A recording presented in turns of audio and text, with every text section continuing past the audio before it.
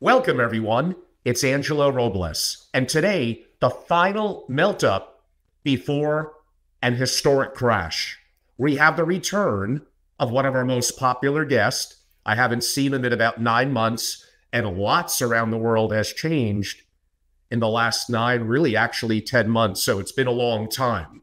I very much look forward to today's long-form interview with the one and only David, who probably now is upwards of 55 years of experience as a macro strategist on Wall Street and really around the world. This is going to be engaging, a lot of fun, and we'll start, before my first question, with a welcome, David. I hope you're doing well.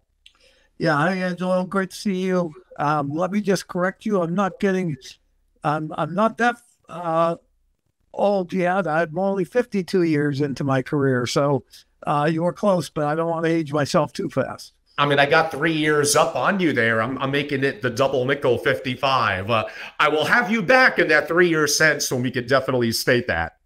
Let's hope so. Again, yeah, of course, God willing for both of us. So here we are in the summer of 2025.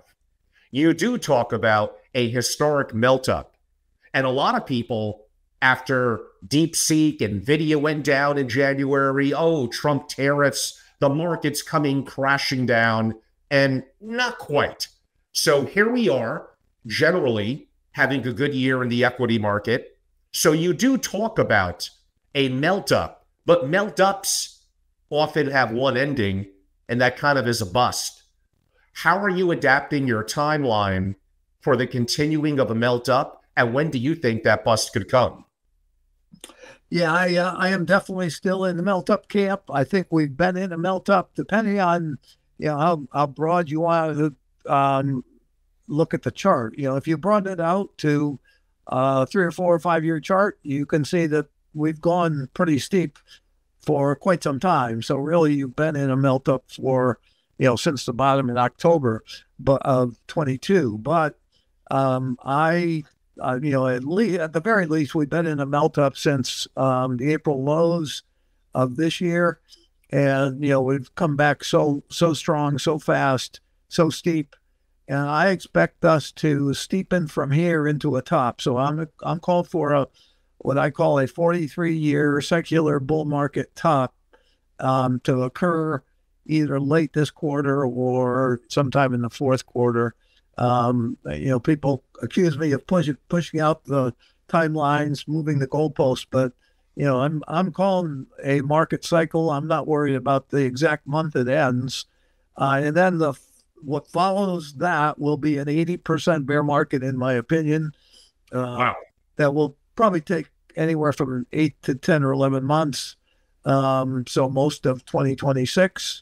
And a global bust, actually a global deflationary bust. So while we're still seeing an awful lot of people, including Jerome Powell and the Fed, worrying about inflation, I think what's not very far away is our first deflationary downturn since the Great Depression. Well, man, you give me a lot to chew on there. First of all, I'm not sure how much longer Jerome Powell is going to be in his current position, but we may get to that part a little bit later. What is maybe wrong with me and I'm no kid, I'm 60 years old, but I look at things long-term and I'm okay with volatility. When you know that we could have a truly significant bear market and a downturn in the markets, for some reason, I'm not really fazed. If anything, I look at that as an opportunity, depending on my timeline, my generational issues with my family, and my belief in our system, broadly the culture and mindset and American ingenuity and might is going to continue. And that's a grave question mark, by the way, all things we'll get to soon. Am I necessarily wrong to think that, Angelo, you might be right? If you're looking at 5 and 10 year time horizons, this could be a good time. Yeah, it's tricky this time around. We've really been in this secular bull market since 1982. And as I like to say, since the mid-'80s, the financial industry kind of looked at the landscape and realized we've got this rat going through the snake called the baby boom generation.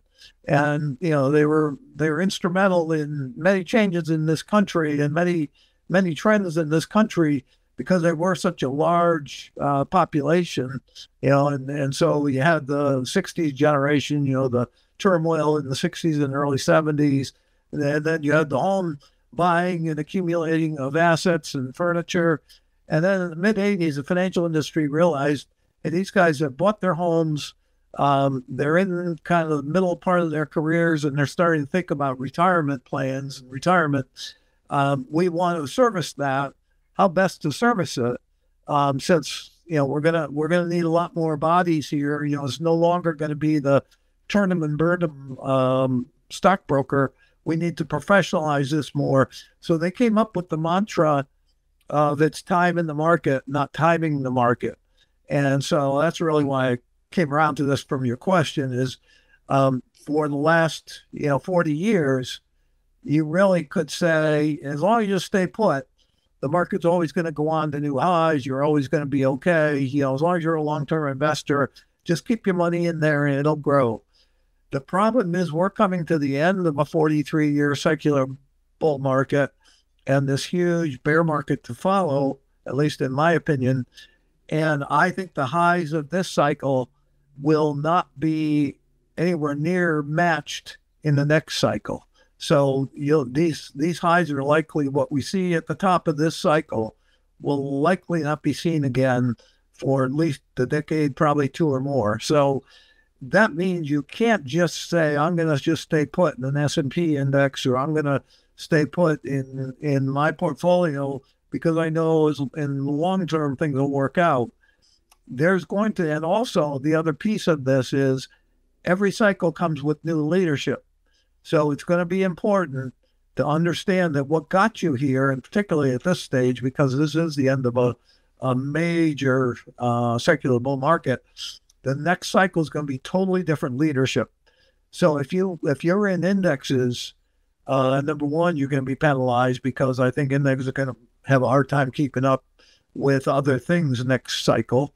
If you're in growth stocks, the next cycle is going to be a very different cycle where it won't favor growth stocks. It'll favor commodity stocks and industrial stocks. So yes, in the long run, there are going to be great opportunities, and you're coming out of the bust, there will be great opportunities. I just want to make sure people are clear that you can't just buy through this and be okay on the other side. Yeah. Excellent. Davey, to give me about 10 follow-up questions from that. I'm also thinking of the deflationary forces of AI, the impact of declining populations, how robotics may be impactful to that, but that may be 10 years down the road. But why don't I stay a little bit focused, not always easy for me to do, on the, again, more than 4-decade, like you said, secular bull market. There's some factors that play into that. Interest rates and print, meaning money. The money machine keeps on going. And now we have, what, a $37 trillion debt. We seem like we always are in deficit by trillions of dollars. All things we'll dive into a little bit deeper. But I'm assuming in your macro analysis, all those things play into why you believe we're at the stage we're at now in America, in the West, and really around the world. And when it comes to the investing markets, let's just be honest, look at the math, look at the numbers. The US markets basically drive everything. So you believe that finally this train is coming to an end, but maybe I would like to hear a little bit more as to why. Sure.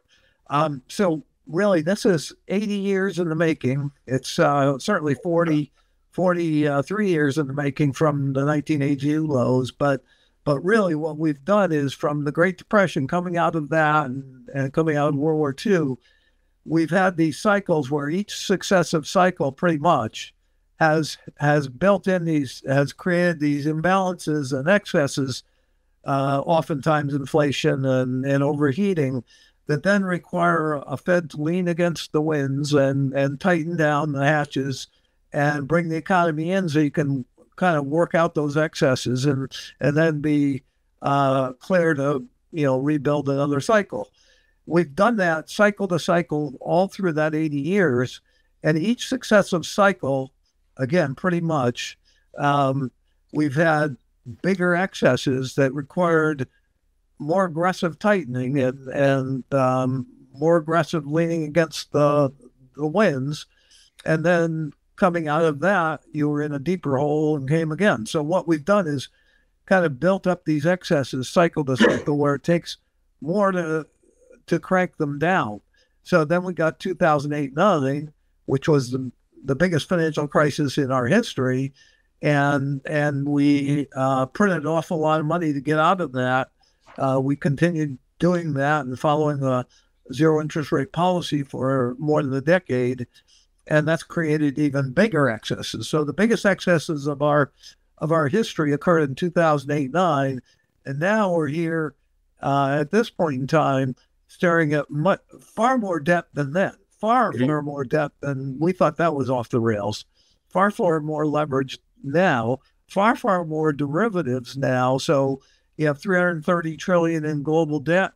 You have quadrillions in notional value of derivatives. Yes. I call debt leverage on the system, leverage on the economy, and derivatives leverage on the markets, whether they be fixed income markets or equity markets, what have you. So leverage, we know from business school, is great on the way up. It leverages your returns on the way up if you do it right, but it's really damaging to you on the way down. It could be deadly on the way down because you've got all that debt and leverage that's working against you, and it can put a lot of people out of business, into bankruptcy, et cetera, a lot of companies. So that's where we sit, is this, we're at excesses we've never been at before, by far, beyond anything we've ever had. And you combine that with, because of the last cycle and all the zero interest rate policy, all the printing, you've got a Federal Reserve led by Jerome Powell that believes, and has stated many times, that was a mistake. He got, the Fed got criticized for it, et cetera. And he's taken that to heart and said, we promise you, we're not going back to the zero interest rate policy. We're not here to backstop the markets. We're here to kind of keep the economy moving along. And when we see excesses leaning against them, particularly inflation.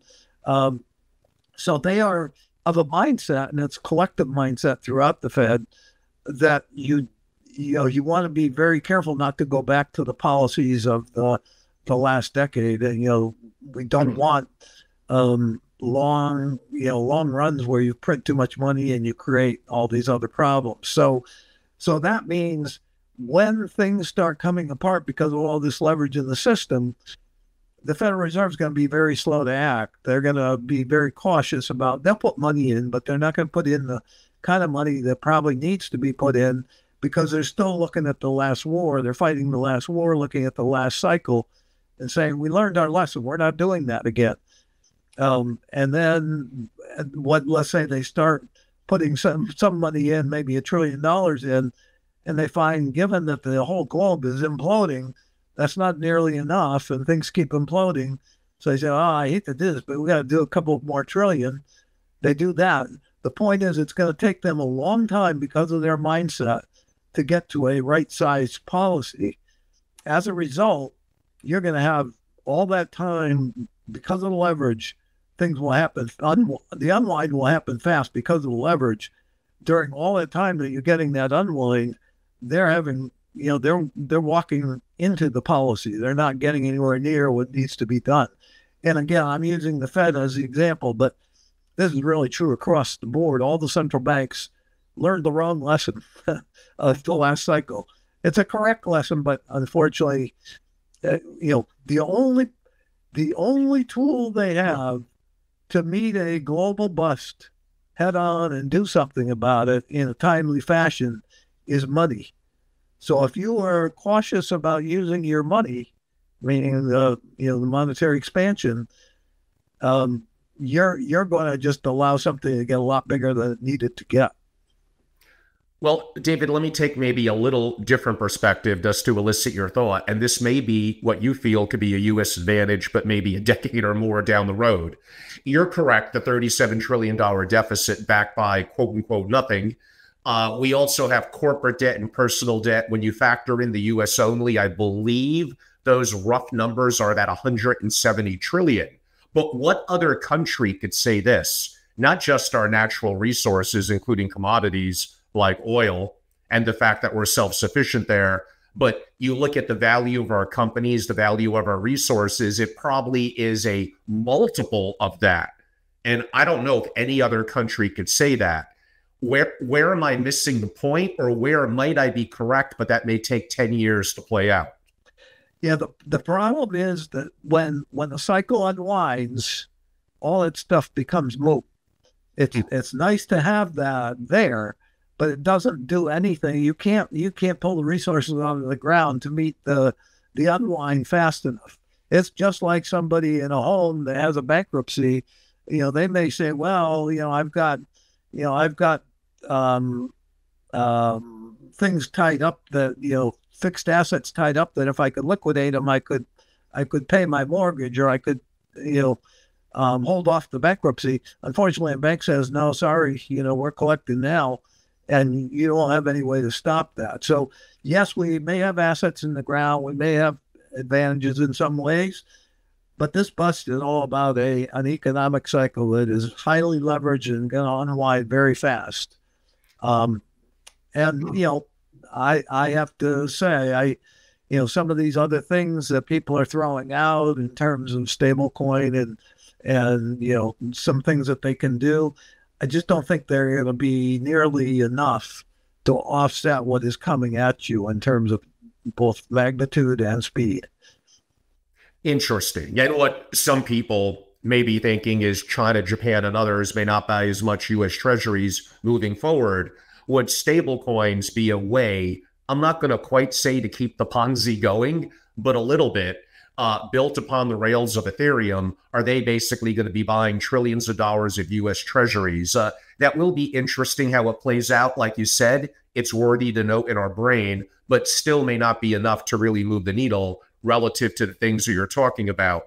Back to your deflationary forces, when you say that to me, I'm thinking of AI.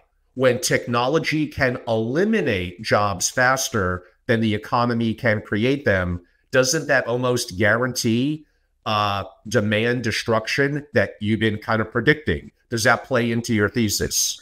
Yeah, it may a little bit, but I don't think this cycle so much. I think AI is still in its infancy, and so I don't think it's going to impact.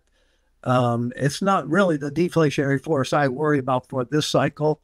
I think that force is strictly macro. It's basically all that leverage on the system and policy errors, along with, I put this in there too, because I don't think people pay much attention to it anymore. There's a lot more fragility in the system because of the pandemic. So we're going into a down cycle here because of the crazy stuff that happened since 2020.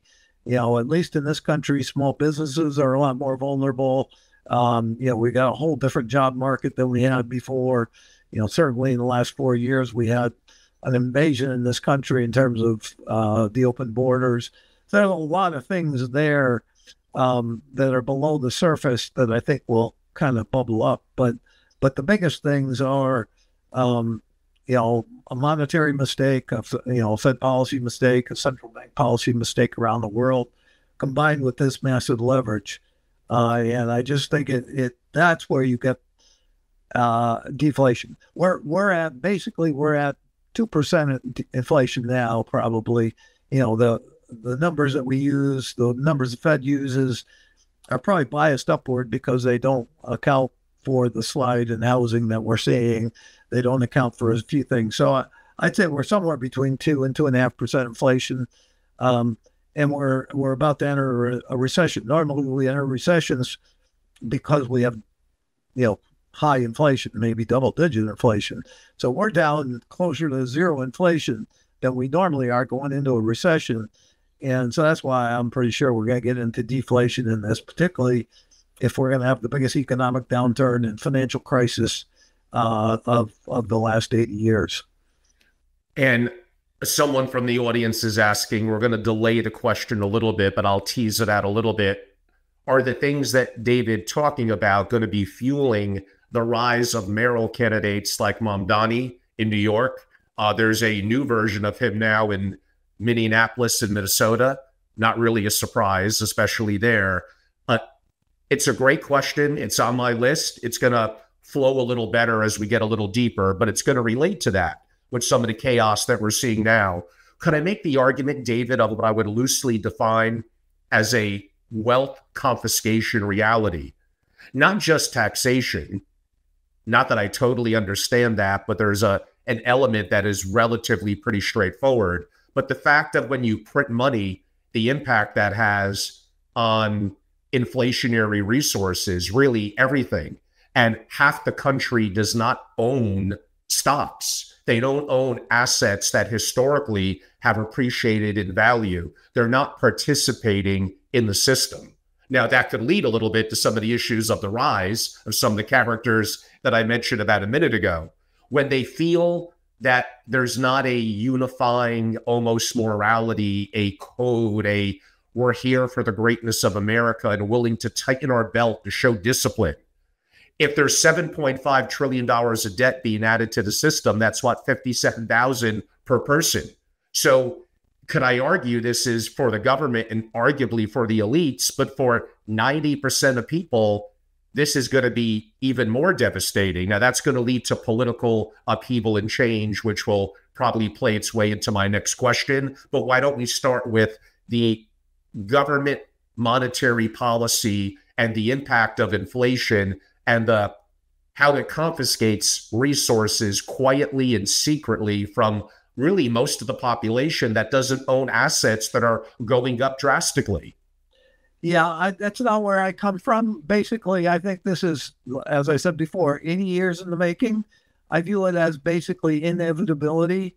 They don't have a choice. That, like I said, the policymakers don't want to print money. That is the change here. They don't, Powell is sincere when he says, I don't want to do that. The central bankers that are on the committee really are all pretty much have bought into that idea that that was a mistake. So I don't believe this is some kind of conspiracy against the little guy. It's basically the only tool they have to deal with something. At this point, if you ask the central bankers or you ask the government policymakers about a global bust and describe what I meant by a global bust, they'd say that's a very remote possibility. They are not expecting this. That's the point, is they'll fight. They'll tell you very sincerely that they don't plan to go back to ZIRP policy. They don't plan to go back to printing money, pushing out a lot of QE. And they're very sincere about that. That's nice to say until you're facing it, and you're looking at banks failing across the globe, big banks. And you're sitting there and you go, oh my God, what do we do? They can't sit back and say, well, in the long run, if we do this, it's inflationary and we know we shouldn't do this. They're going to be scrambling to do whatever they can, just like 2020. Look at 2020. I'm saying 2020 times 4 in terms of money, 20 trillion. So it isn't is no kind of planned thing. It's not them saying, hey, we can inflate our way out of this. And we don't have to worry about this debt because we'll just inflate our way out, even though it hurts the little guy. It's none of that.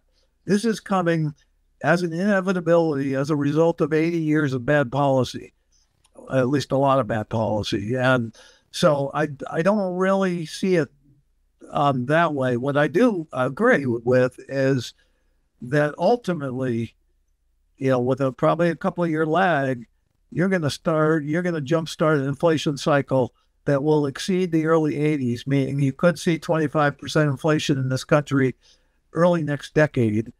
And it'll be disastrous for most people, but certainly the little guy. And if we don't obviously go from 0 to 25 in a couple of years, it'll go, coming out of negative inflation, you'll be in low single digits the first year, higher single digits second year, double digits the third year. I'm just guessing, and then higher double digits and ultimately above 20% within 5 or 6 years. I don't think most people have any idea. You and I lived through the early 80s. Mhm. I don't think most people have any idea how really hard to deal with that is. Indeed. And out of a courtesy to the audience, a couple of questions came in. They're a little bit off the sequence that I'm on, but I do appreciate audience interaction. So here you go, David. One of the questions is if Powell gets fired, more applicably, would need to step down. But let's go with that word. If Powell gets fired, with the dollar fall long term, rates rise, and stock markets, would they hit the circuit breakers? Yeah. So first of all, let me just start with I don't know if Trump came out today and said he's not firing him. I suspect his Treasury Secretary spoke with him, and I think he has a lot of trust in Scott Bessent, and I think Scott convinced him that it would be counterproductive if you do this. You're going to create more turmoil and make it harder to execute your policies. So obviously Trump is very frustrated with Powell, and he's used to getting his way, so he's trying in every which way to get Powell to step down or make it uncomfortable for him. And I get that. It does create some uncertainty in markets. It does create some turmoil that doesn't need to be there. And frankly, where I don't agree with Trump is you don't have to worry about Powell. The interest rates, I say this all the time on the X, interest rates are determined by the bond market, not by the Fed. The Fed follows. The rates will come down, and they are coming down, even though they're coming down slowly. We were 5% over a year ago. We were 460 not very long ago, and we're 445 now. Have been down below that. So if this is a major top, if you look back, you're basically in a 2 or 3 year interest rate top here that I think has been in kind of a wide trading range. And I think once we roll out of that top, you're heading for 3% and ultimately 2% and in the bust down to 0% on the 10-year. So I'm not worried about the Fed. Trump shouldn't be worried about the Fed. The bond market will take care of that. What we found out last fall is the Fed can cut rates and the bond rates can go up, and they did. So I think Trump isn't an economist or a bond market investor, expert. So I don't think he understands. It's not the Fed controlling rates. And Powell's, yes, you can be frustrated. He should be. I believe he should be easing by now, that they're wrong to be worried so much about inflation. And they are looking at a lagging indicator in terms of jobs to determine when to ease. Jobs are, the last thing I'd use because it's a lagging indicator. You're not going to get, there's a 6 to 9 months to when policy impacts the economy, right? There's a 6 to 9 months policy lag. Then you use a lagging indicator. That means you're going to be a year behind the curve. So, I think they're wrongheaded in doing that, but I don't think it's so much politics as it is not stupidity, just wrongheadedness. But to get back to what the impact is if he does fire him, you saw today a pretty muted impact when the rumor came out that he was about to fire him. Market sold off and bonds, interest rates bumped up, but not in any big way. I think that's because, number one, the people who would be replacing Powell, the 2 or 3 names that you hear the most out there, are respected people in economic circles. So Scott Bessent certainly, and the two Kevins, Kevin Warsh and Kevin Hassett, all 3 of those would be fine replacements. I don't want to see him do it. I really don't think it's, I think he thinks Powell's being very political.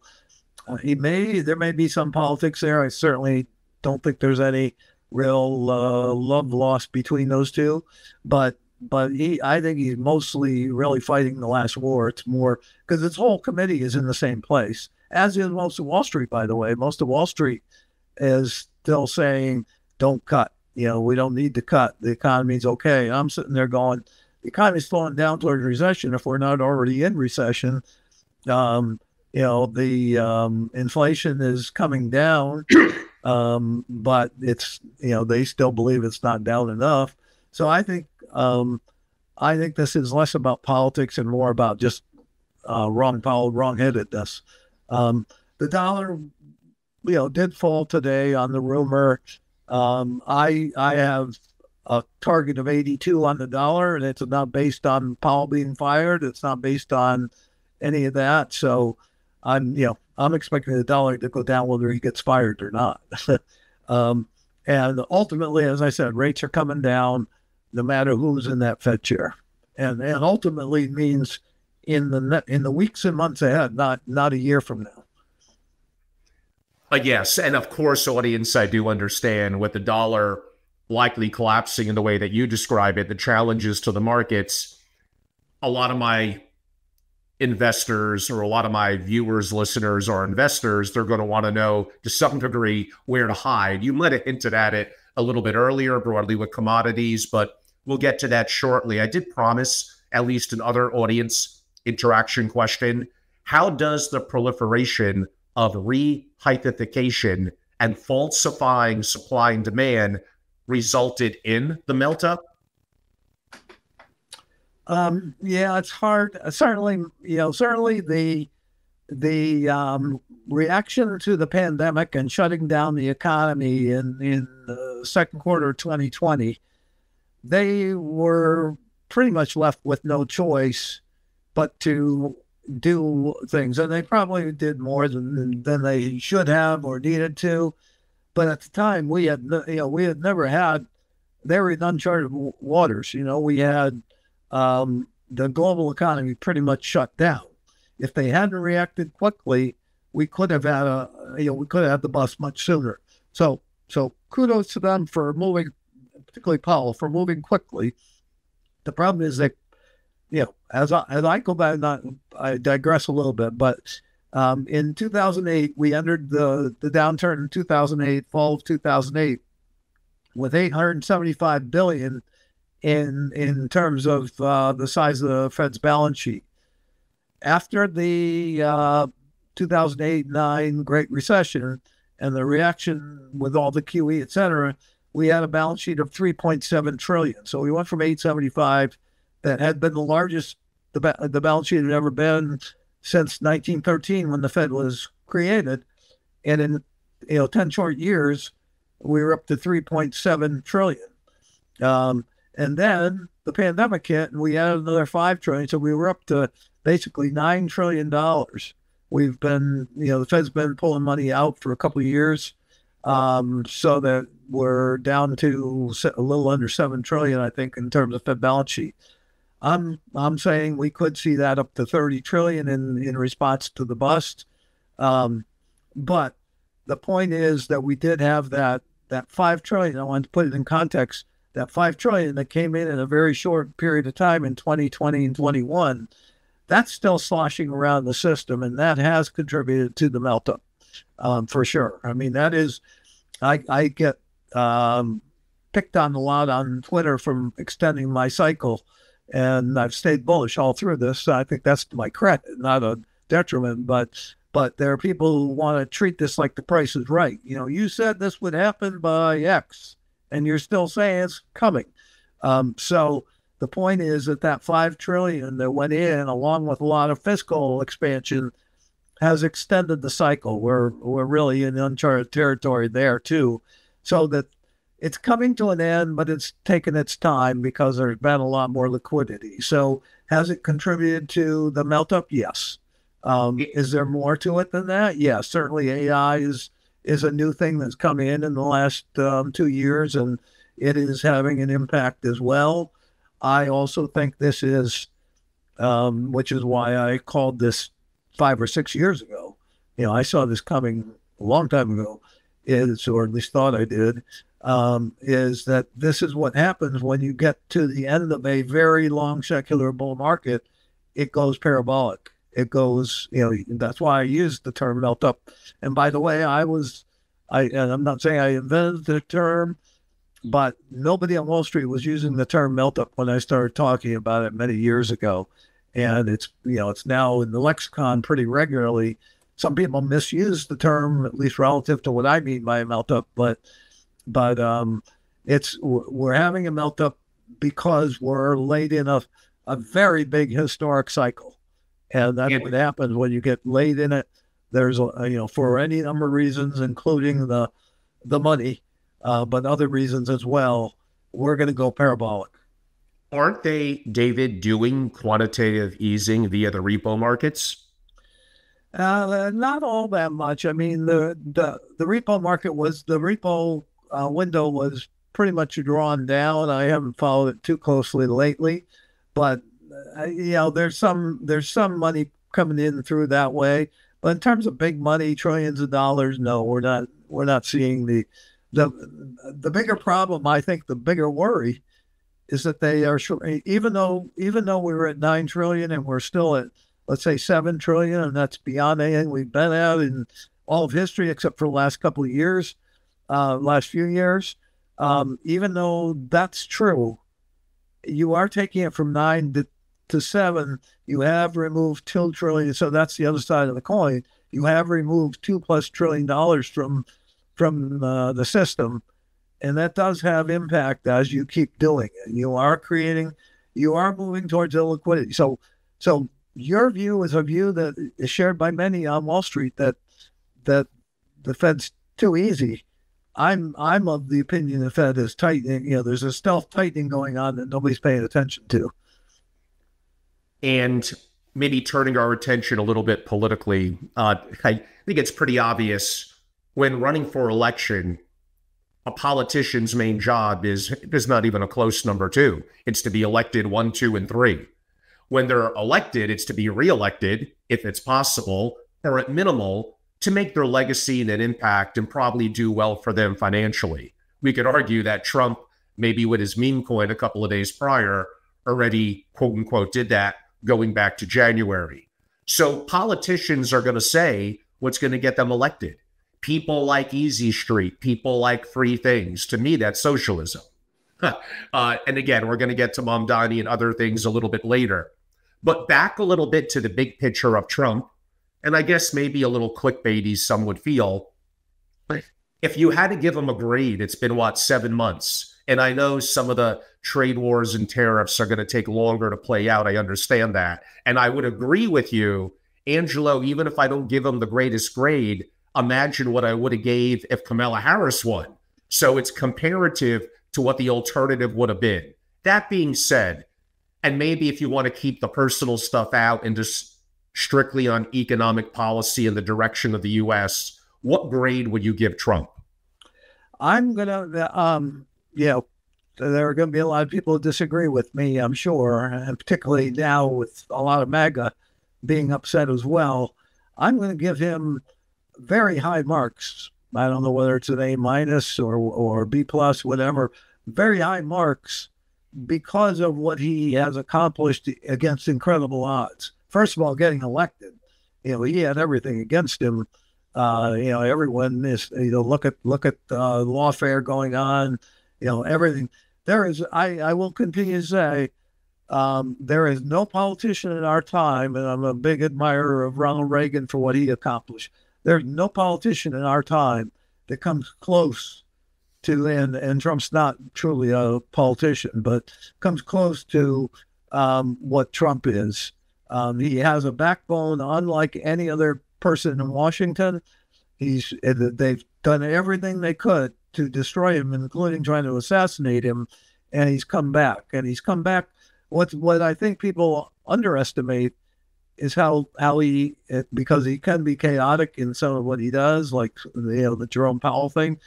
But when you step back, you say, I don't know of any other person, including myself, who could remain calm, knowing that there's people trying to kill you every day. There's people openly saying they want to kill you. There's a hate everywhere. Trump derangement syndrome is a real thing. It's a real mental condition, in my opinion.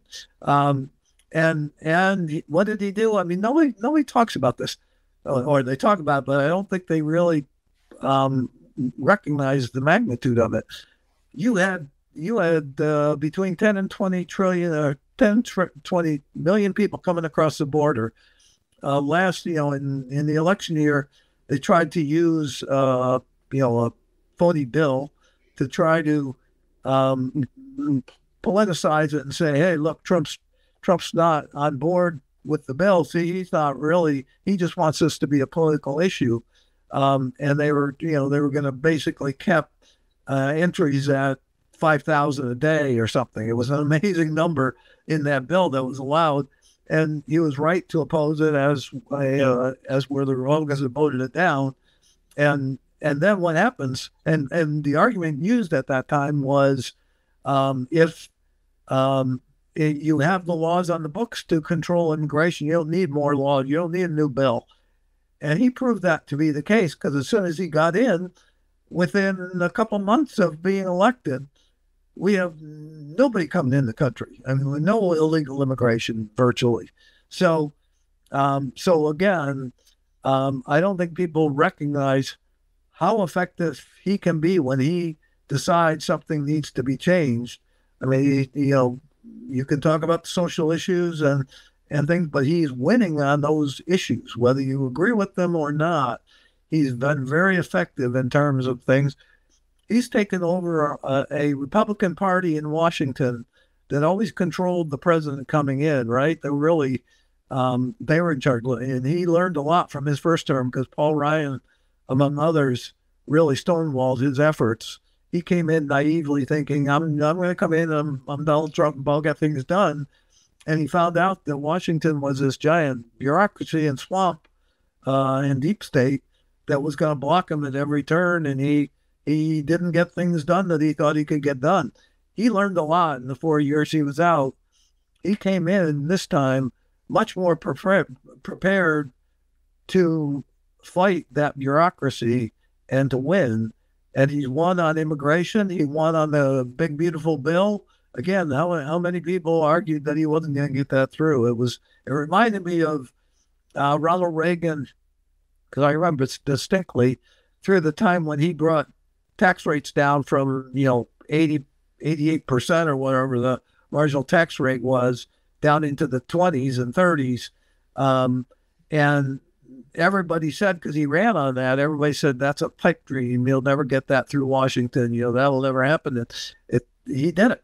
Well, this is the same thing. The big, beautiful bill. Oh, that's, there are too many people. You've got to walk a very fine line. That's impossible.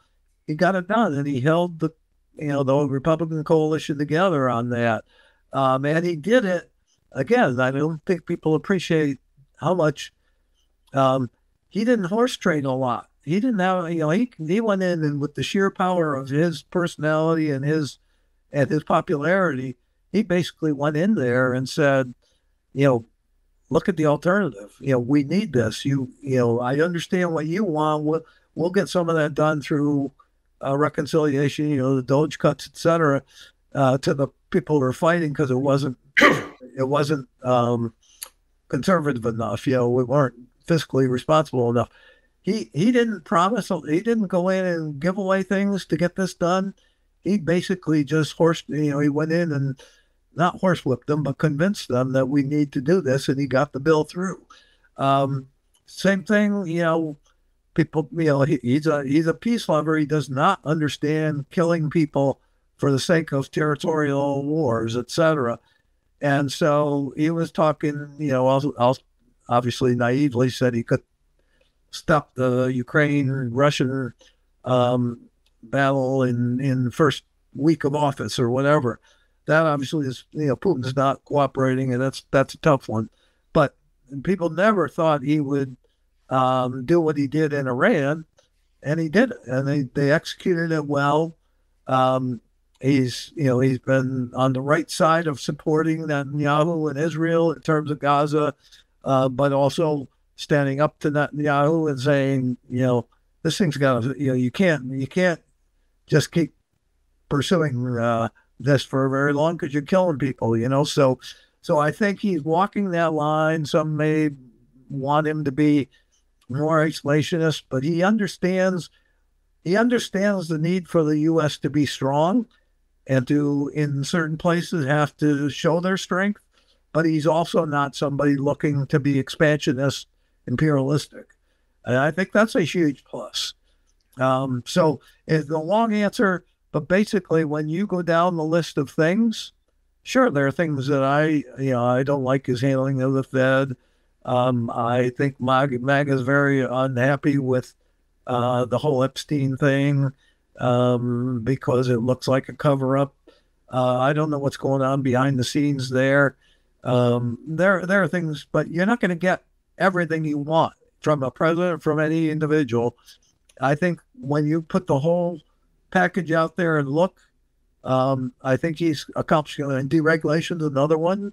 And again, he's 6 months into office, and this is what he's done. The most presidents in 4 years haven't accomplished 10% of what he's doing. Give him the next 3 years, and I think we're going to look and say, wow.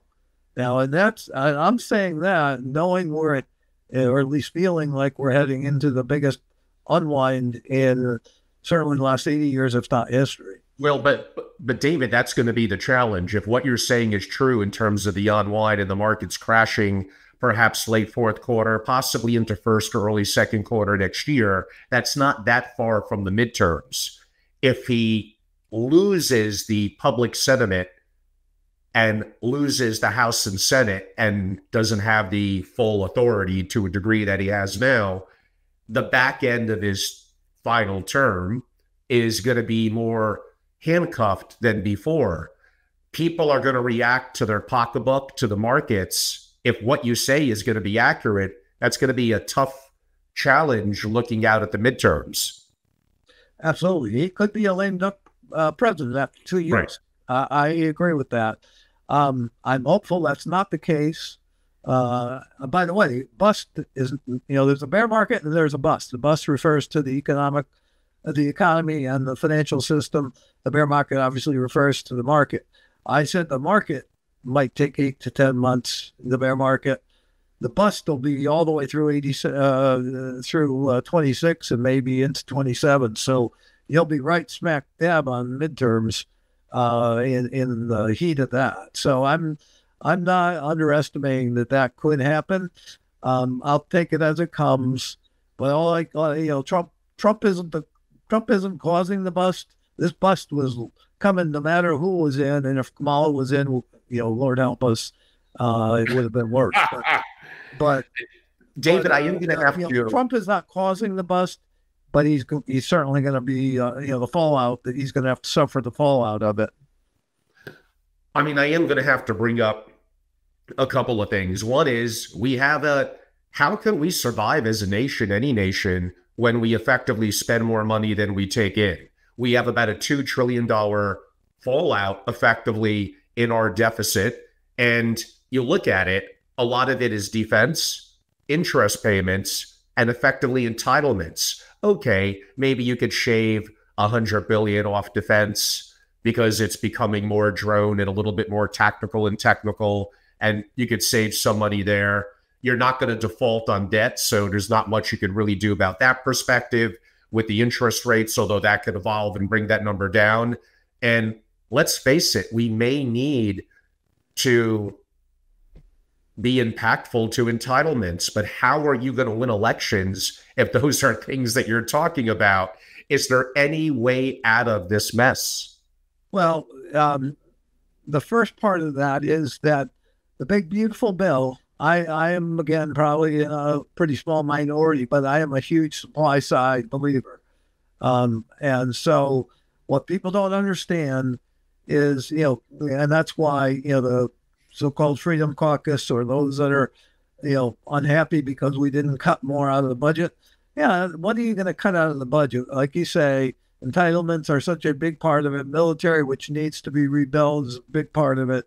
What's left in discretionary that you can impact, even though billions matters. As Doge found out, it really may be a drop in a bucket. Yeah, it's a drop in a bucket. So it's insincere or not very being very aware if you're thinking you're going to cut your way and you're going to raise taxes to solve a deficit, because you're not going to do that.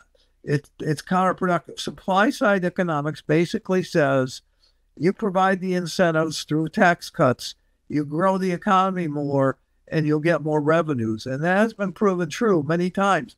Our problem, and there are some in the Republican Party that do say this, our problem is not a revenue problem. We raise we've seen our revenues increase. Our problem is a spending problem. You don't need to raise more revenues through tax increases. And if you do increase taxes or marginal rates, you're going to get less. You cut taxes and you get more.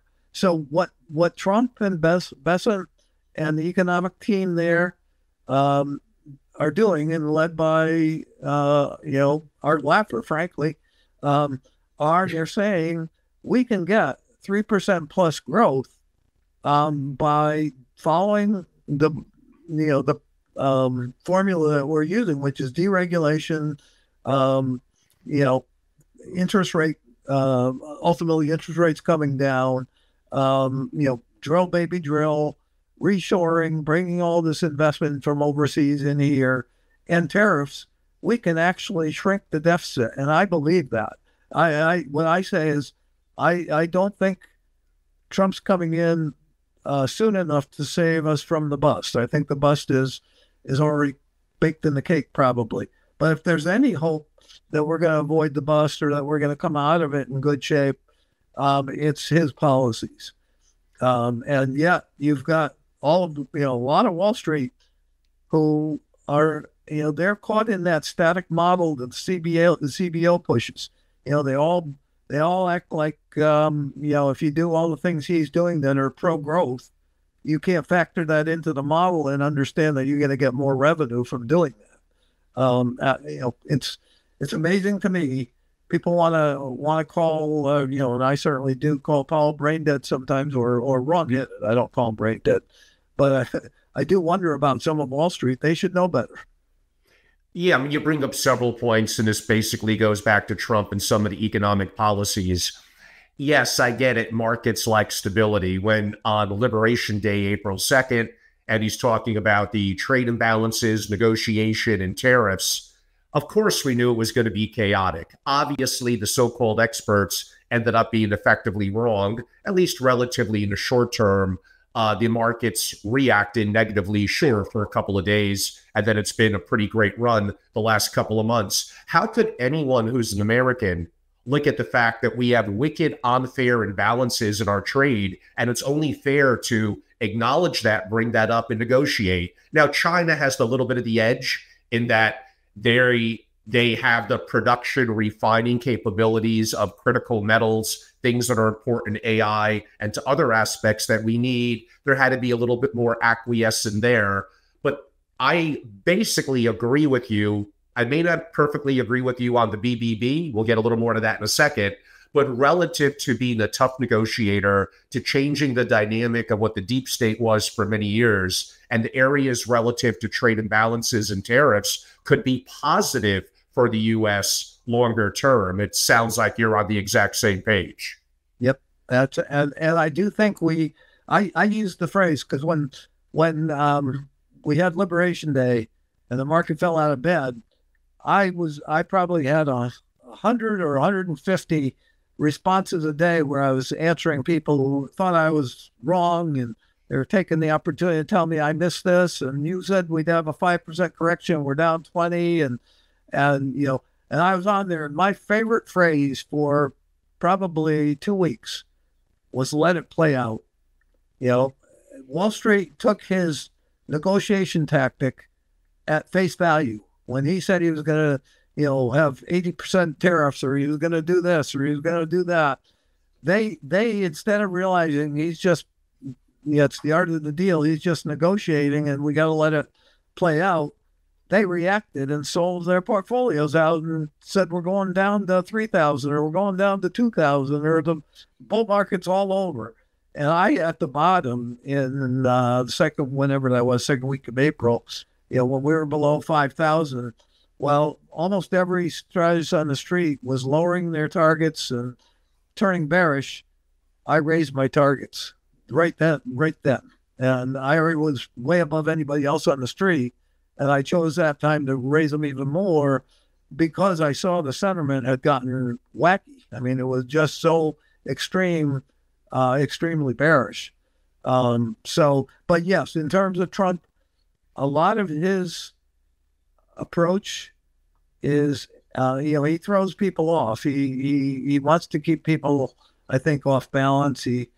I think what people don't understand is he would not succeed if he couldn't follow through on what he starts at an extreme position. But if people saw that as just a bluff, and some do, they find out pretty quickly that if you don't play ball, it's not a bluff. I don't throw something out there, I meaning Trump, that I won't stand behind, but I do hope that you'll come around. I start with an extreme and hope we can meet in the middle. But it wouldn't be effective what he does if he didn't, just like with Canada. I mean, he means it. If you want to commit suicide and follow your policies, we're bigger than you are, and you're going to suffer a lot more than we do. So I'll stick to this, but hopefully, cooler heads will prevail and we'll get a deal.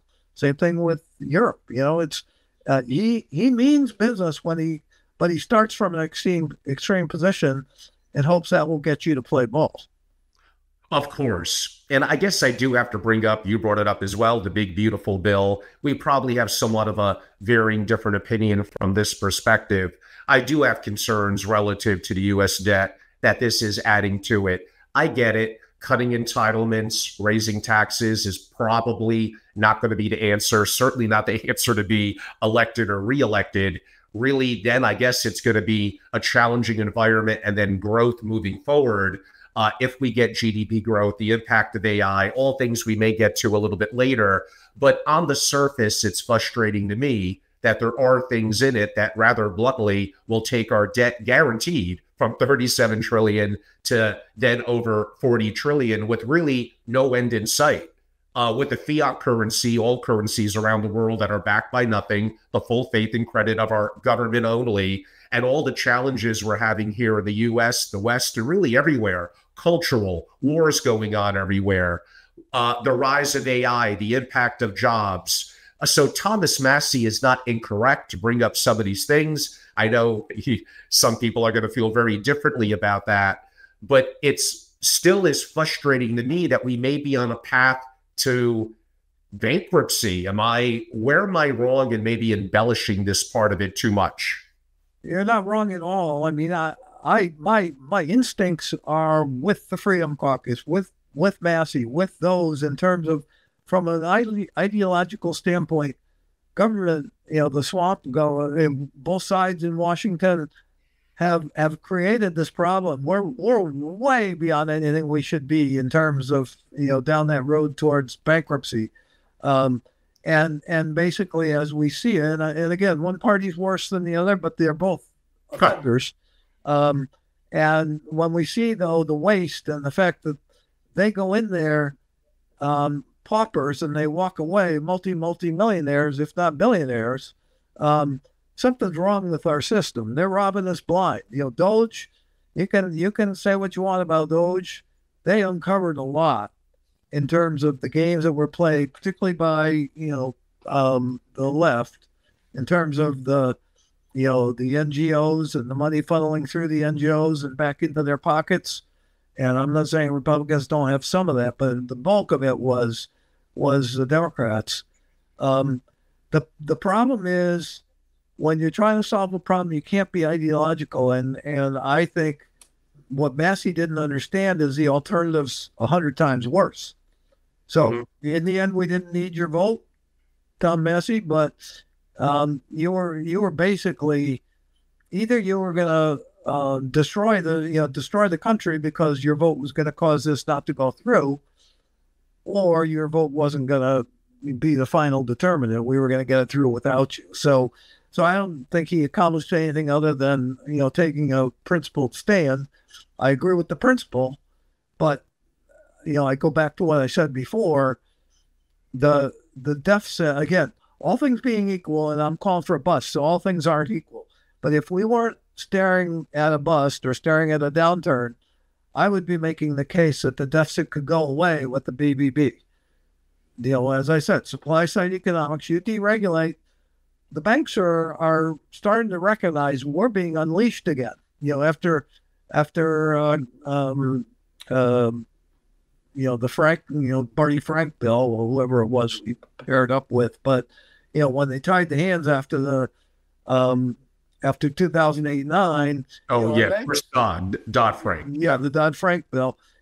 We're starting to unwind some of that. The deregulating of the financial system is going to allow some growth there, that not just in the banks, but what they promote, their lending, et cetera. So those are pro-growth bills. The opening up of Anwar, the opening up of drilling, and people don't realize how much this country, as much as we are head and shoulders above any other economy in the world, we've had shackles on us with all this deregulation, climate change, et cetera. You take a lot of that away, and it doesn't mean all of a sudden we're going to be a polluting country, or we're going to be, doing things that are, not good for us or for health or anything else. In the end, a lot of regulation was silly bureaucracy and also a leftist agenda to hurt us. So when you take that away, you're going to be amazed at what it frees up in terms of the economy. The problem is I got that bus staring at me, so I can't know how much we're going to be able to head off. Number one, I don't think we're going to be able to head off the bus or head much off now. Where I think it will make a difference, though, is on the other side of the bus. And that's why the big, beautiful bill was so important. Getting that through means he does have his agenda still intact, even if he loses Congress. If he loses, in the midterm elections, he still has gotten enough through to deal with immigration, to deal with deregulation, to deal with, oil and gas drilling and expansion, to deal with reshoring. So, I don't think he necessarily needs Congress to keep his agenda going after that. And so I think where we're really going to see his agenda, his policies make a difference is on the other side of the bus. And it will be those pro-growth policies that I think you will actually see for a few years or a couple of years, deficit shrink. I don't know if they'll shrink all the way down, probably not, but it depends. He's bringing an awful lot of new investment into this country. So we could be surprised at the boom on the other side of the bus. The problem then is after the bust, within 2 or 3 years, because of the massive money print, and that money print will be accompanied by fiscal, so we'll even have bigger government spending because of the bust. You run into, probably by the end of this decade, maybe before, a problem of inflation skyrocketing, and inflation draws, interest rates follow inflation. So you're going to have double-digit interest rates and big government debt to finance. So you know this from our other discussions. I am calling for a global financial collapse in the mid-30s, because this isn't just the U.S., it's around the world. That the bust creates the opposite, which is we'll go from deflation to massive to hyperinflation, and still have potentially that 330 trillion in global debt will grow to 450 or 500 trillion by the end of this decade, and we'll be dealing with interest rates in double digits and ultimately high double digits. I don't think that equation can balance. I think ultimately you will see sovereign debt defaults, including the U.S. Because when you get inflation, and I'm jumping ahead on you, but when you get inflation of that level or anything close to double digits, the money printer gets shut down. The printing press gets shut down. You take the printing press away, and the equation is a closed equation that cannot be solved. We won't have the money to service the debt. Well, I mean, David, that's a very negative picture. If the dollar is no longer the world reserve currency, that example, there needs to be something that could replace it. I don't see the BRICS being part of that yet, and I certainly hope not. That would not be good for the U.S., not going to be the yen, not going to be the euro. Is it going to be some basket? How do you think that could play out? Now, that's looking 10 plus years in the future. Yeah, you're right. The one thing I am pretty confident in is saying the dollar will remain reserve currency for the next 5 years, beyond 5, 6 years, whatever. Beyond that, it's anybody's guess. I don't know what comes of that, because don't forget, we're not in isolation in this problem. This is worldwide. China's not escaping this. Japan's not escaping this. Europe certainly is not escaping this, and I'm not sure the euro is going to survive the bust.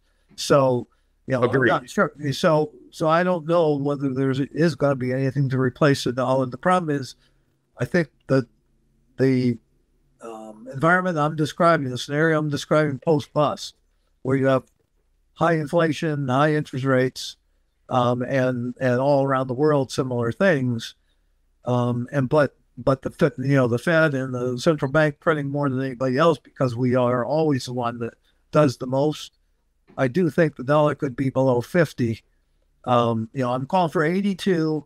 Then it could go up to 120 in the bust as people flee to the safety of the U.S.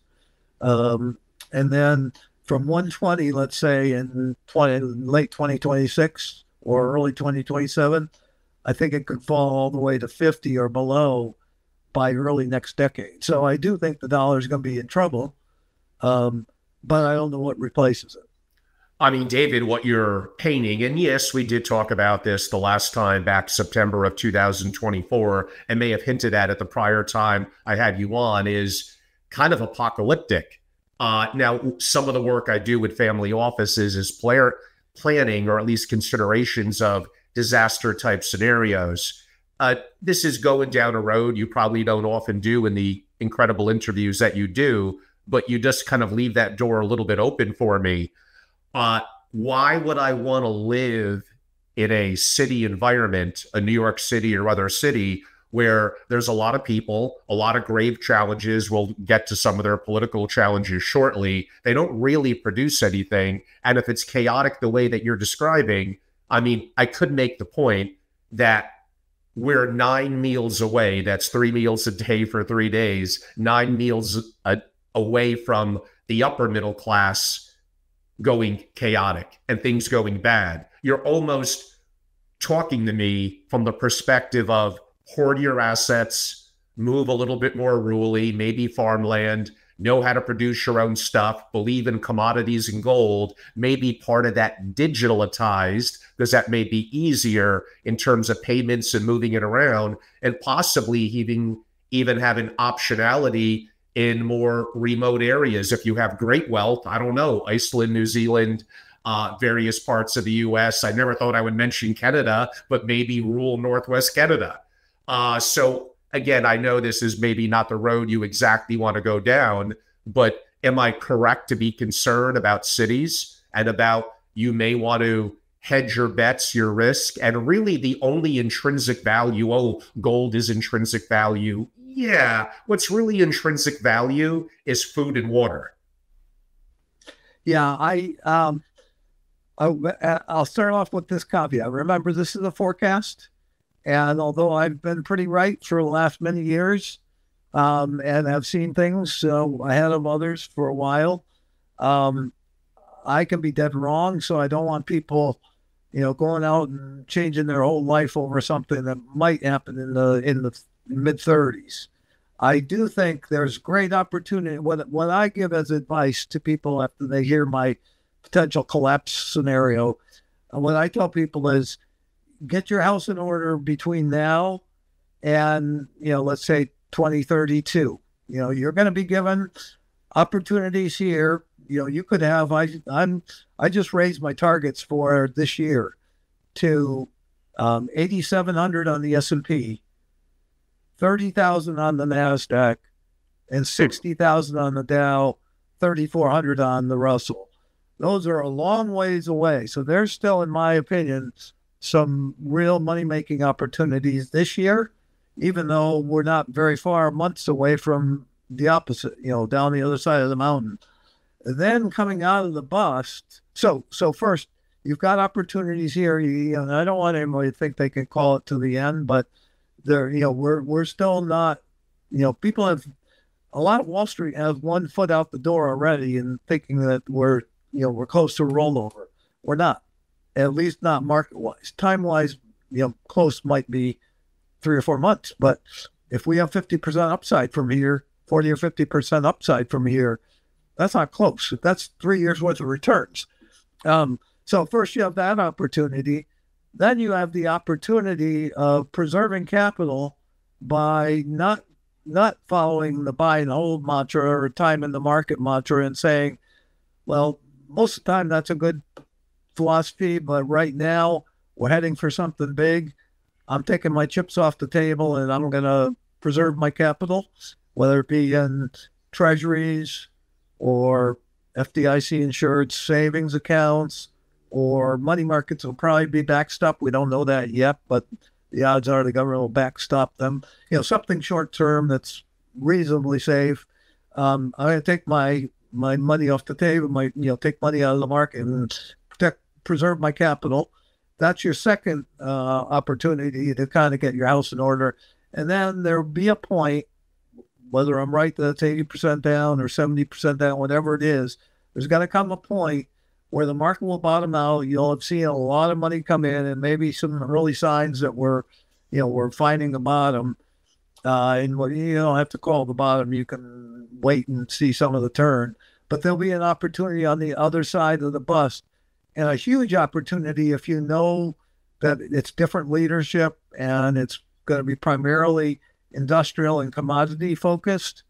So instead of going back into, consumer stocks or healthcare stocks or technology stocks or other growth stocks, you recognize that oil could go from $30 to $500 post-bust.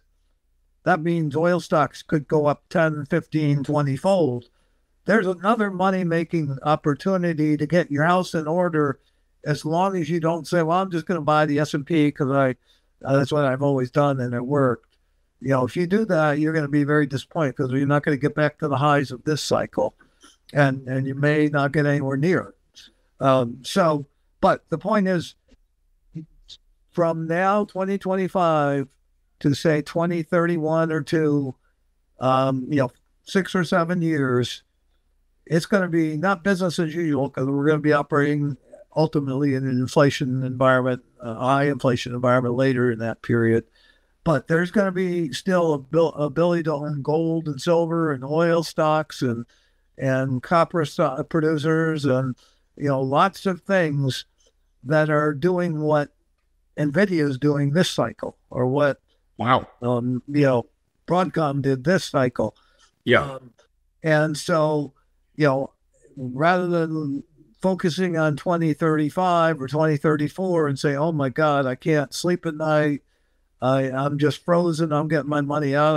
I don't want to touch the market because it could happen sooner. I'm just telling you, the next 5 or 6 or 7 years, focus on the opportunities that will be presented. But then, as we get to that point, is when things get a lot murkier. It's farther out, so I could be wrong, and it certainly could be wrong by many years, timing-wise. But I think there are going to be plenty of warning signs that we're not able to service our debt, that inflation's so high that there's no way we can print our way out of it. Those are the first warning signs that it's time to, what the popular thing of the last decade was, get off the grid, right? Go get away from the urban centers, because it's going to be, if I'm right, that we're going to see a global collapse. It's going to be survival of the fittest, dog eat dog. You're not going to be safe anywhere probably, but you're going to be safer if you stay away from the rats, right? If you're in a place where you can raise your own food and your water's clean and drinkable, as you say, those are probably the biggest assets you can have. And then, from there, I don't know, guns, maybe you'll want albums, things like that. But ultimately, I think that's a story for 2030 and beyond. Yeah. Um, I'm only thinking, David, we may be 70 rock and roll guys, Warren Zevon, lawyers, guns, and money. I don't know about the lawyers part. I don't know how that made its way in there. But yes, so it's interesting times. and I just hope I'm wrong. I mean, Of course. as I say, I'm not so full of myself that I think I'm always right. I know when you start making these projections, and they're extreme ones in this case. And by the way, I'm not saying this to be provocative. I'm not saying this to get attention or get eyeballs or anything. It's what I see in my macro. As as I say, I don't know how you solve the equation of where we're at. Something that's built up for 80 years, and then you get the the bust, and it leads to the opposite, and you've created this huge debt problem. It leads to an equation that just seems impossible to solve. Now, David, a little bit on the stock front. We, of course, have the Max 7 and quote unquote the other 493. The Max 7 is all dominant. Look at the great runs of NVIDIA. Look at what Meta's doing in AI and paying sports level packages to engineers. Google with its multiple Waymo and YouTube and business interest. Microsoft, a stalwart for 40 years. What do you think? You may think they may run like crazy the next couple of months, but a little bit more longer term, it's hard to imagine a world where a Microsoft, a Meta, strange how I didn't mention Apple, but they've been a little slow or a lot slow relative to AI, but they have massive amounts of cash. How do you think that could reposition the top 7 or 10 in the years to come? Yeah, that's certainly not my expertise, so I won't talk very long on it. My guess is that there'll be winners and losers among that group, and there's probably going to be periods where AI doesn't live up to the billing, and certainly in the bust they'll struggle too. So I'm. By the way, when I talk about a commodity cycle next cycle, doesn't mean there won't be winners in technology. I do think we will see. AI will play a role, and maybe a big role, but it's just, I think inflation is going to trump it all. The massive money and leading to an inflation cycle and commodity cycle is going to trump all, but no pun intended there. But I don't know. I mean, AI certainly is here to stay.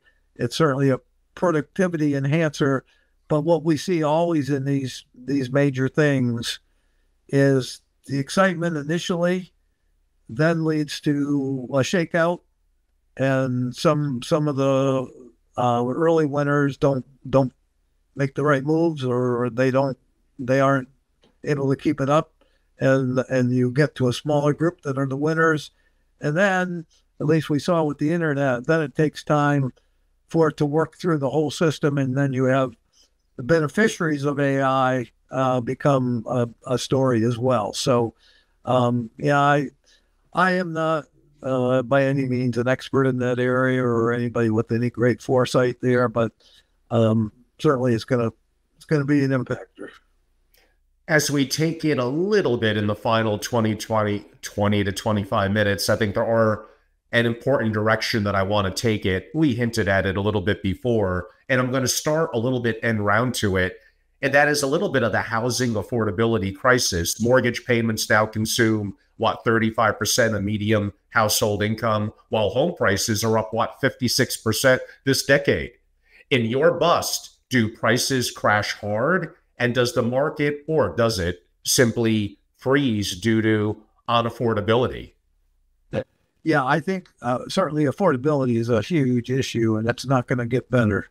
We'll get better because I do anticipate maybe a 30 to 40% drop in prices in the bust, and I might be low. It's hard to envision, but I'm starting to see it. I'm in New Hampshire. I'm starting to see it here. You're seeing price breaks. Things are staying on the market longer. There's more inventory coming out. I think people who wanted to stay on the sidelines thinking it was going to go up forever are now saying, oh, I think we've topped and we better get our house out there for sale. So So I think you're seeing, and you will see that around the country. I know Florida and Texas are getting hit pretty hard because of excess supply. Some of the growth areas where people flocked, it looked like that was, a forever game, and it's not. So we're seeing a typical real estate rollover, I think. It's just starting. I'm saying 30 to 40%, but that only takes you back to probably 2020 in many cases in terms of price. So we could go beyond that. Right. And then if you're printing, if the Fed prints $20 trillion, and again, that's a seat of the pants guesstimate of what it might take.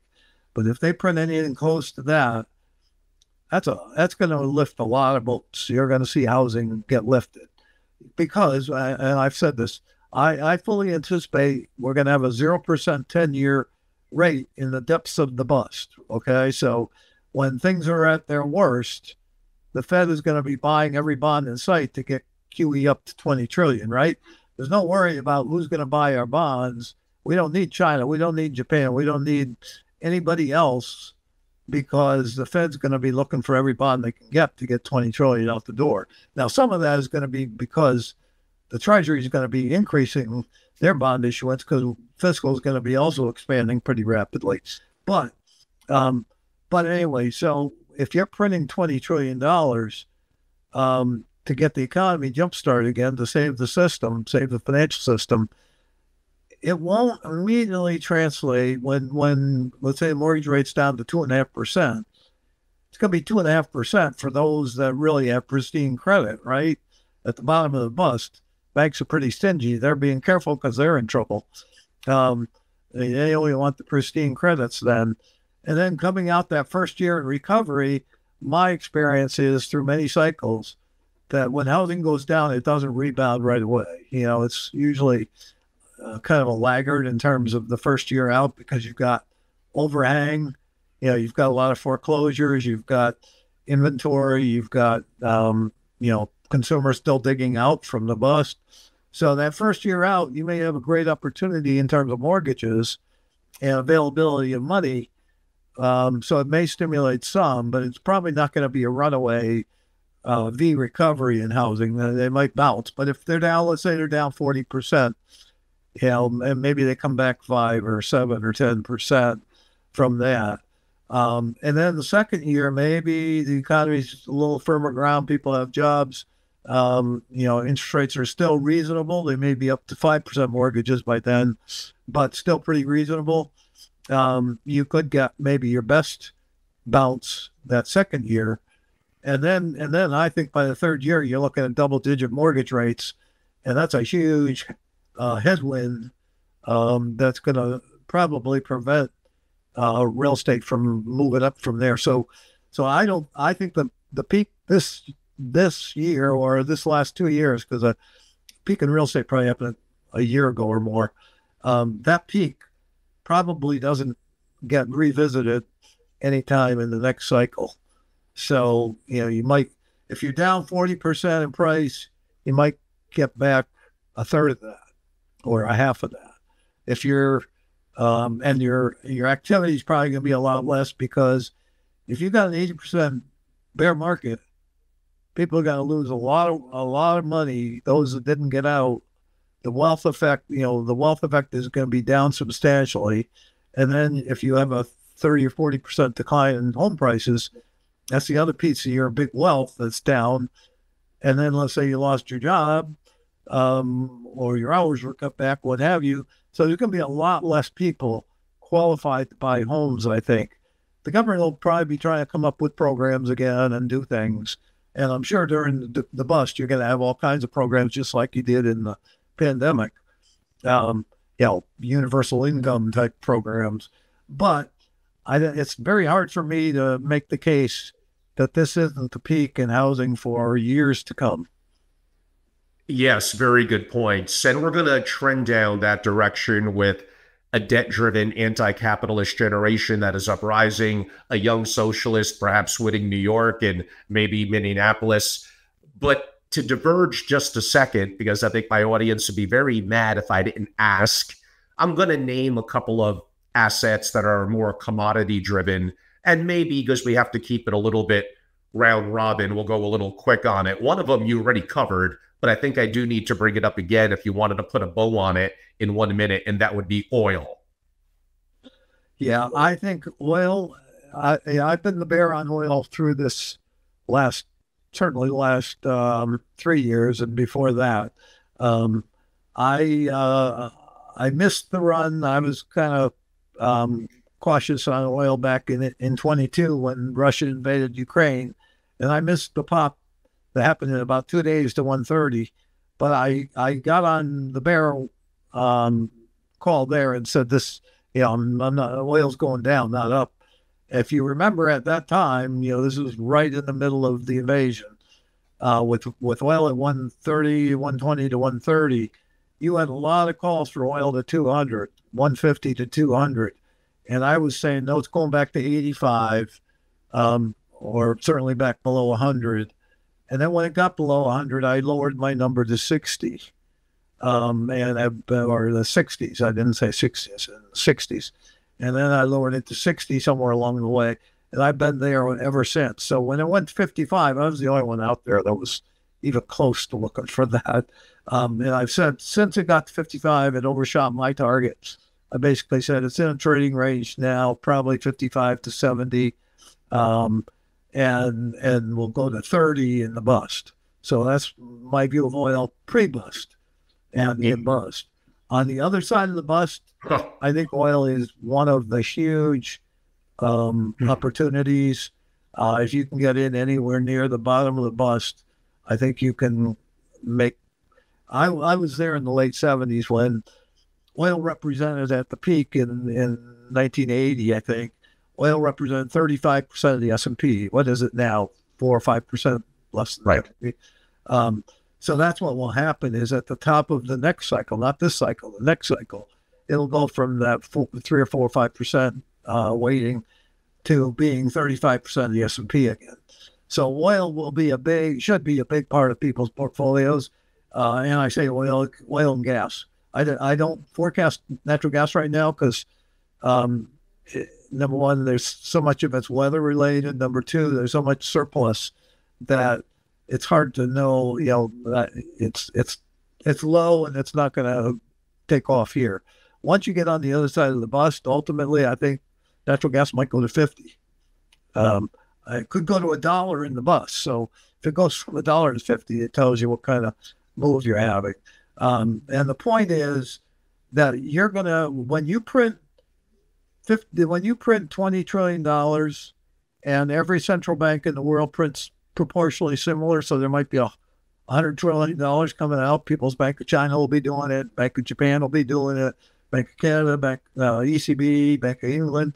When $100 trillion coming out or whatever the number is, you're stimulating with a lag. You're stimulating demand. The demand that's going to be stimulated is going to be more industrial than consumer this time around, because of all the movement around, trying to get out of China, trying to, bring assets home, bring capacity home. It means there's going to be huge demand for commodities, right?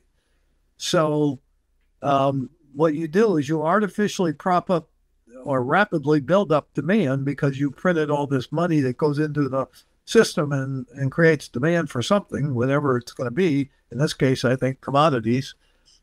We can't, and you have a finite limit of commodities because to build a new greenfield mine might take you 15 years or more. To go out and explore for oil and gas takes you time. It takes several years to develop a new oil field, et cetera. So we'll be boosting capacity in all the fields we can, all the places we can. But the point is that you're going to reach a point where demand for commodities far outstrips supply, and there's no quick relief of that supply because it takes a long time. We've spent 30 years downsizing our commodity supplies, right? Whether it be for climate change reasons, they limited where you could explore, whether it be because of just-in-time inventories and an economy that was more consumer-oriented. We didn't have, the companies, and they're trying to meet quarterly earnings, they all rationalize their capacity down, and then all of a sudden you get this instant boost in demand because of $20 trillion or $100 trillion around the world. And, the demand changes quickly. The supply doesn't change quickly. And the only thing to give is price, and price goes through the roof. That's from a bottoms up standpoint. That describes the inflation I described from a macro standpoint. In other words, I give you the monetary reason why you're going to see us go from a deflation to 25% inflation. But then you can see it from a bottoms up standpoint in that commodities scenario. And of course, it's not just commodities that go up in price. Goods are going to go up in price because of the rise in commodities. So and you get this inflationary spiral. Ultimately, wages will go up to help meet that inflation too, or help offset that inflation. So that's when you get into a true inflation spiral. Those that saw the inflation of the 2022 period have no idea. What I'm describing is much more like the late 70s and early 80s. And as I say, will probably be that on steroids. Huh. We still probably have 4 to 5 questions. I know you're going to be a little crunched on time. Of course, and I'm going to lump them together to maybe save a little time. How about gold and silver? Yeah, gold and silver, I like a lot. I think gold and silver in the next cycle probably will be the last guy standing. So, even oil will peel off somewhere along the way, but late in the cycle. Well, I think gold and silver probably go right to the end of the cycle, just like NVIDIA goes right to the end of this cycle. So gold and silver will be they will be competing with oil as the top performers, I think. Certainly the other base metals and things will do very well too. But I have forecasted gold for this cycle. I call it pre-bust, meaning it's probably by the end of this year, of 4,000. I had a forecast of 3,000, raised it to 3,400 sometime mid-year last year, I think, and then raised it to 4,000 when we were at 2,500. At 30, I think when we were at 3,400. I raised it to 3,400 when we were at 2,500. So I think 4,000 is a target pre-bust.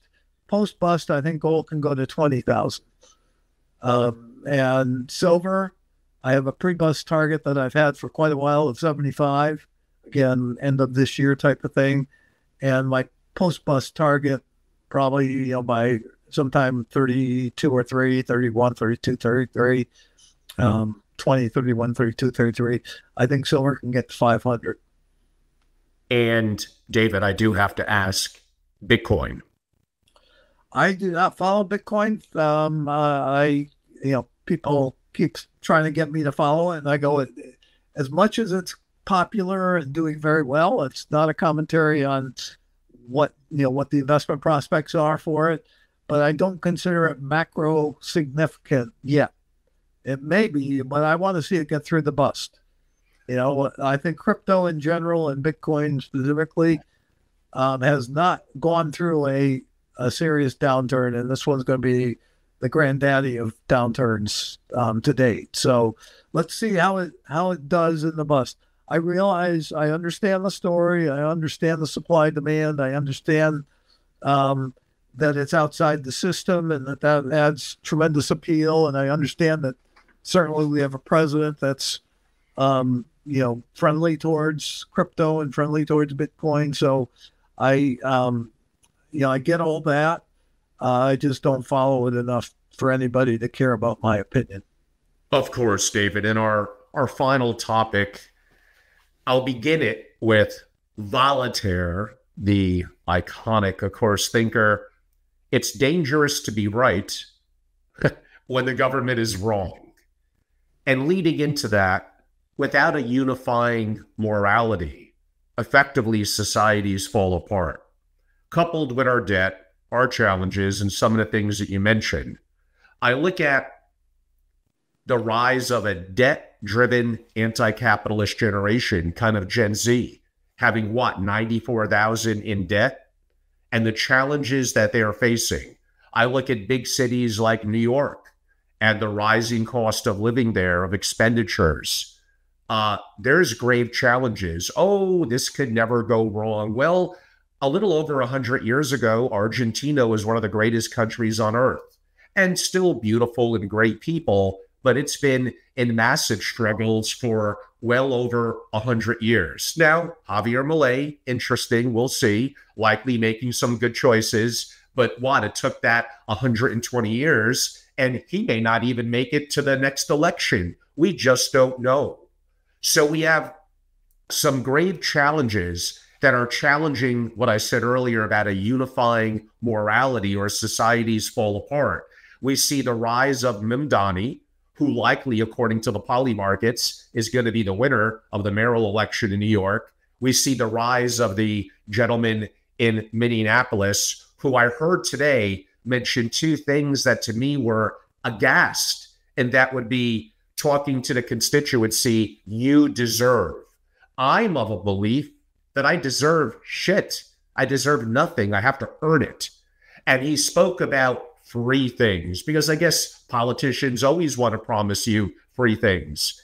If we have a society that doesn't want to work on that unifying morality that ties us together, and societies fall apart, if we don't want to do the hard work, if we want things for free, if we want debt to be forgiven, and we want this and we want that, how could this end well? Does it start in New York and Minneapolis? Does it spread to effectively every big city? Do we lose a young and rising generation to the challenges of socialism and effectively really more communistic that just doesn't work and has never worked? And the fact that governments produce nothing, David, they rely on me and you to be entrepreneurs, to be income earners. They rely on the taxation, and they steal our money through inflation, I could argue. Henceforth, this is a very, very trying time. I don't know. Is this a grand social experiment by certain powers that be? Is this something that's going to cause a fraction within the U.S. or various factions that evolve during some of the crisis that you're talking about? And what can we do to, I want to be careful how I phrase this, but to stop it, not with force, but with having people wake up to realities of you have to work hard, you have to acquire assets that are going to rise in value. You have to have a skill set and acquisitions of skills that are going to be employable in more challenging times to come. Maybe I'm wrong. Maybe I'm an old guy that thinks of when I grew up with cowboys and the Americana and apple pie, and maybe those days are gone, David. It'll be sad for both of us from a different era. What do you think about what I said? And how would you look at the things that you're seeing happening in New York City and really beginning to crumble around the West? We've seen the challenges that many countries in Europe have had.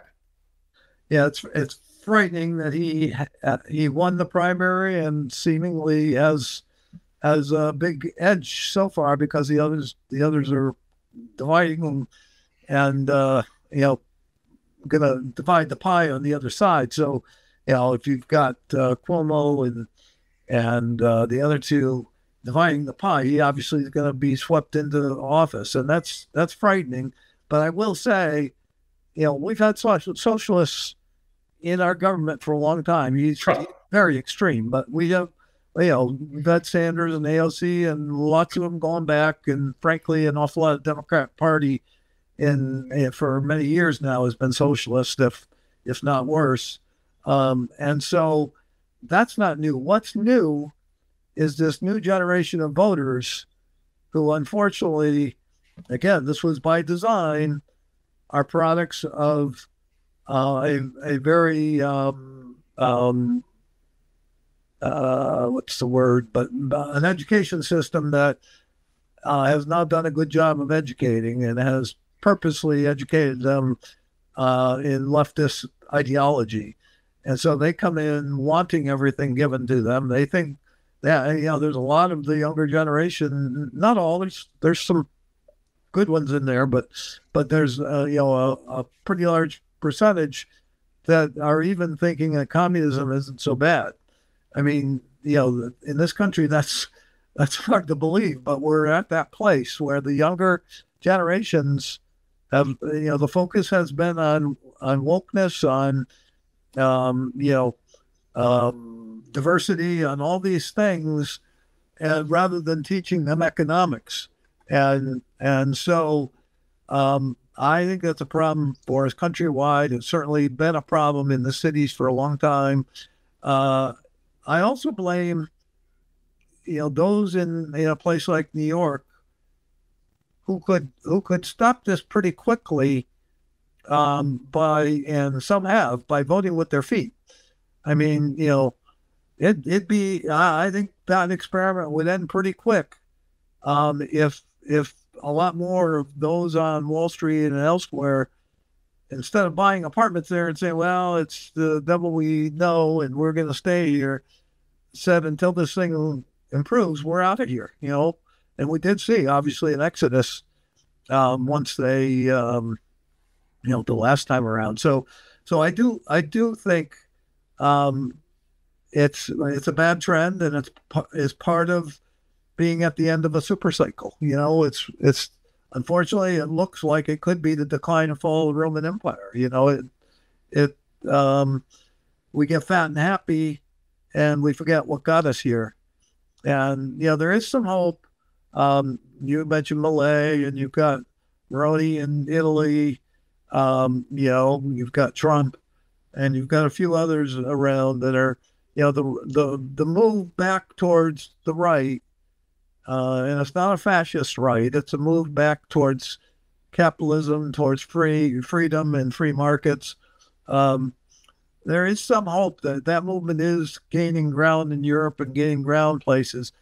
I don't know whether it's just too late, and again, this probably should be said, that if we do get that total collapse in the mid-30s, all bets are off in terms of what comes out of that. Maybe. I know the Austrians want to believe you're going to collapse and then you can start the whole thing over and do it the right way. The risk is that you come out of that with communism or something, and it's the end of, certainly in this country, the end of the great experiment. So, but yeah, I mean, I worry about all those things. I think we've had a decay in our moral fiber. We've lost a lot of religion in our society. I mean, the mainstream Protestant churches spend all their time pushing the woke ideology, and they've lost a lot of membership as a result of that. The Catholics are to some degree holding on, but they've lost their way in some way. So it's Christianity, which was the Christian Judeo backing in this country, or the fiber of this country, has frayed, and it's still there. I mean, in times of crisis, you do see that they're still basic. But I'll tell you this: even though there are a lot of people frowning on formal religion, I think the fact that few of the younger generation are growing up in the church means anything goes. Their idea of what's morally right and wrong is somewhat clouded. And that goes hand in hand with the economic side of things, the socialistic things. So, and then adding on to all of that, and maybe it may even be the biggest part, and hopefully Trump's going to be able to put a stop to it, but or at least Trump's election is beginning the turn, is you had the globalists that were deliberately, I think, tearing this country down. The whole idea of pushing us towards a one world government, and taking away sovereignty and all of that. That movement's still out there. It's been pushed back a bit thanks to Trump and Morley and Milley and some others. But make no mistake about it, there are a lot of people in Washington that were part of that. David, I don't think you and me will be getting any invites to the World Economic Forum anytime soon. No. David, I know you're a little crunched on time. I do want to do a 2 or 3 minute close. And if you have to step out while the audience hears it, that's fine. But before you do that, You're a wonderful follow on X. You're doing great work. How could some of my listeners that may not be as familiar with the great work that you do follow you and learn more? Sure. I'm on X or Twitter, whatever you want to call it, every day. Usually in reply to questions and comments, not original tweets, but you can find me there at Dave H. Contrarian is my username or my handle. So at Dave H. Contrarian. And I put out an awful lot. Some days I'm on there 10 or 12 times, other times, 40 or 50 times, but depending on questions and comments. But a lot of my forecast, a lot of my views that you heard here, I'm on there, updating them and talking about them. I also write a quarterly letter, macro letter that if people, it is by subscription, if people have an interest in it, they can direct message me on X, and I'll be glad to send details. So it is, people send me a note and say, I want to sign up for your letter. Can you tell me how to find the link? And I go, it's a subscription letter. You have to pay. So just so people know, I think it's a reasonable cost for what I offer, but that's in the eyes of the beholder. I agree, David. I'm a big fan of David. I highly recommend that my listeners, my followers, my members certainly interact and learn more. And I would encourage being a paying subscriber because I think it provides great value. Because David has a very significant audience and he's always kind enough to share our interviews with his audience, there's going to be newer people that are not as familiar with me. So a little bit in my close. First of all, I'm Angelo Robles. I've been in the family office community for many decades. I'm the original founder and longtime CEO of Family Office Association, which I sold. Kind of retired, active allocator investor, have family office structures and holding company in Wyoming.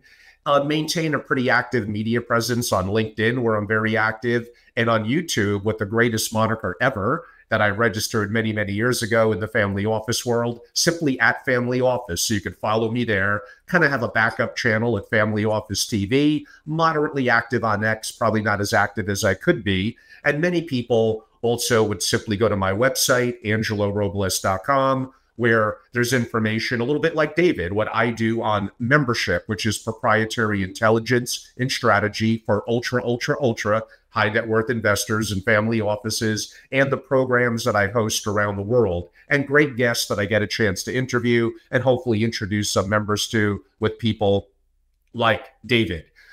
Yes, I cover areas and topics like I did today, including the final area of my conversation with David, that really honestly most people in the family office world don't touch. And even people in what David does, if he had an advisor and social media, they may even recommend, don't even touch Angelo's last question on Mondambi. But the reality is, I don't care to be politically correct. And I'm not saying I'm right. Like David, I'm probably wrong my fair share. But I want to have open and honest discussions. A little bit like playing poker. As the hand changes, I may adapt how I think. I'm maybe strong opinions, but relatively loosely held as conditions change. I don't mind tackling subjects that are sensitive by some in the family office world. So if you're enjoying what you're hearing in the conversation, certainly go to angelorobles.com. At minimal, follow me, like for David, on my free social medias. A little bit in my final minute. We had a great in-person event at an amazing penthouse in New York City yesterday, where some of the subjects that I spoke about with David, I led a discussion on, and again, not recorded, where we could really go all out about what's going on in New York and around the world, and some incredible investors were there. I will be in Newport, Rhode Island, Sunday through Tuesday. If some of you are going to be around there, you will probably see me. I have an incredibly active summer, including my AI Family Office Masterclass in person in New York, if they allow me in New York, August 11th and 12th. And although I'm going to be doing some solos between my next interview, like I did here with David, I did want to announce the next interview, which will also be longer form like I did with David, that I'm doing is probably someone that David is familiar with.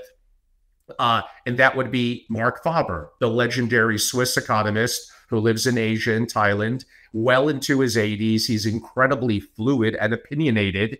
And a little bit like my conversation with David, I'm sure there'll be some fireworks and some interesting conversations to have. What I remember about Mark, unless he changed, the last two interviews I did, that's the boom, doom, and gloom. For some of you may know him from that perspective.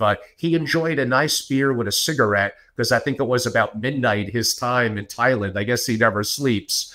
I may have to take out my cigar. So only for Mark Faber will I do that ending next week. But again, I want to thank David Hunter. Thank you all for being a part of this. I'm a huge fan of David. I enjoyed so much my interview with him and look forward to sharing it with my network over the coming days as well. David, thanks for being a great guest. I always appreciate you. Yeah, thanks, Angela. Thanks for having me on. Thank you. Always a pleasure. Thank you so much. Bye, everyone.